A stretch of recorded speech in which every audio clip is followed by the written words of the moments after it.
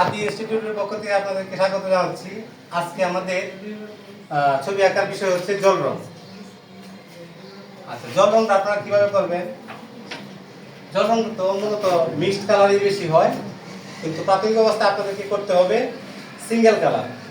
যে কালারগুলি আপনাদেরকে আঁকার ক্ষেত্রে মানে এতটা বিপদে ফেলবে না। যেমন আপনি যদি বেলুন আঁকেন, প্রথমে শুরু করেন, মানে এটা একটা যে কোনো একটা কালার, লাল, নীল, হলুদ, সবুজ, যে কোনো একটা কালার করতে পারেন। ঠিক আছে, মানে আপনি আপনার হাতটা একটু প্র্যাকটিস করতে পারেন। ঘুড়ি একটা কালারই হয়, আপেল লাল কালার দিতে পারেন, আম সবুজ, একটু পাকা হলে সবুজ হলুদ, এরকম করতে পারেন। এইভাবে সহজ যে কালারগুলি, এগুলি দিয়ে আপনারা প্র্যাকটিস করতে পারেন।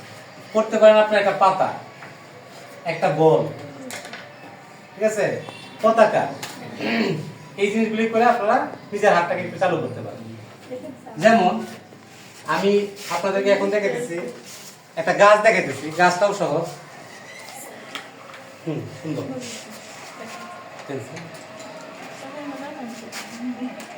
ধরেন একটা গাছ কেমনে করবেন?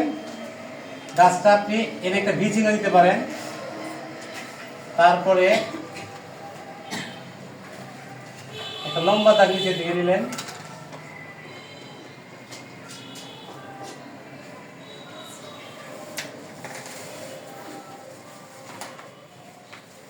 পাতাটা কিভাবে করবেন?